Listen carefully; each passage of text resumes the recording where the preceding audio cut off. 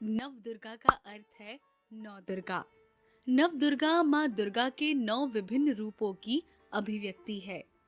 इसी अवधारणा पर नवरात्रि का पर्व 9 दिनों तक मनाया जाता है, जिसमें हर दिन माँ के अलग अलग रूपों की आराधना की जाती है। इन्हीं 9 दिनों का 7वां दिन माँ कालरात्रि को समर्पित होता है। इस दिन माँ की उपासना करके भक्तजन माँ कालरात्रि की विशेष कृपा के अधिकारी बनते हैं।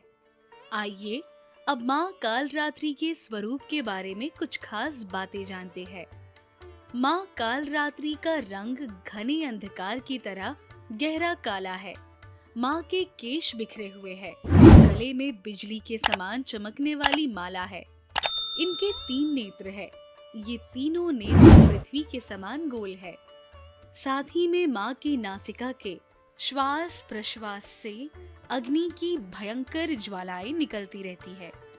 इनका वाहन गर्दभ अर्थात गधा है।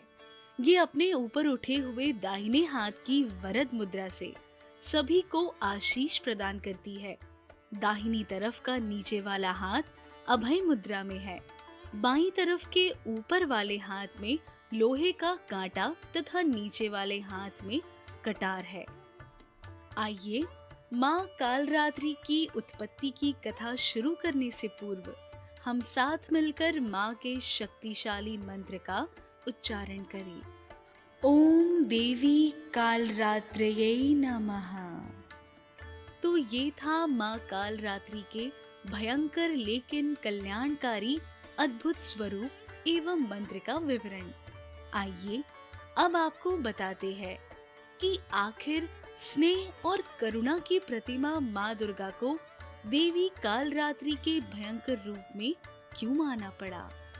पौराणिक मान्यताओं के अनुसार जब माता पार्वती ने शुंभ और निशुंभ नामक राक्षसों को मारने के लिए अपनी बाहरी सुनहरी त्वचा को हटा दिया, तो उन्हें देवी कालरात्रि के रूप में जाना गया। कालरात्रि देवी को माता पार्वती का सबसे उग्र एवं क्रूर रूप माना जाता है। उन्हें काली, महाकाली, भद्रकाली, भैरवी, चामुंडा, चंडी और दुर्गा के कई विनाशकारी रूपों में से एक माना जाता है। कथा के अनुसार अत्यंत शक्तिशाली दैत्य शुंभ, निशुंभ और रक्त बीज ने तीनों लोकों में हाहाकार मचा रखा था। इससे चिंतित होकर सभी देवतागण शिवजी के पास गए। शिवजी ने देवी पार्वती से राक्षसों का वध कर अपने भक्तों की रक्षा का आह्वान किया, जिसके पश्चात माता पार्वती ने माँ दुर्गा का स्वरूप धारण किया तथा अनाचारी असुर शुंभ निशुंभ का वध किया। परंतु जैसे ही दुर्गा जी ने रक्त बीज पर प्रहार किया, उसके शरीर से निकले रक्त से लाखों रक्त बीज उत्पन्न हो गए। इसे देख माँ दुर्गा जी ने अपने तेज से अति भयंकर रूप वाली देवी कालरात्रि को उत्पन्न किया। माँ कालरात्रि ने रक्त बीज के शरीर से निकलने वाले रक्त को अपने मुख में भर लिया और उसका रक्तपान किया। इसके बाद माँ ने सबका गला काटते हुए रक्त बीज का वध कर दिया। तो ये थी माँ कालरात्रि की उत्पत्ति की कथा। कहते हैं कि माँ कालरात्रि अपने भक्तों के सभी दुख, संताप एवं भय को हर लेती है और दुश्मनों का नाश करती है। माता सभी को मनोवांछित फल प्रदान कर उपासक को संतुष्ट करती है। आइए अब माँ के इस सप्तम स्वरूप की अद्भुत शक्तियों और उनकी पूजा अर्चना से प्राप्त होने वाले विशेष लाभों के बारे में भी जान लेते हैं। नवरात्रि की सप्तमी के दिन माँ कालरात्रि की आराधना का विधान है। इनकी पूजा अर्चना करने से सभी पापों से मुक्ति मिलती है व दुश्मनों का नाश होता है।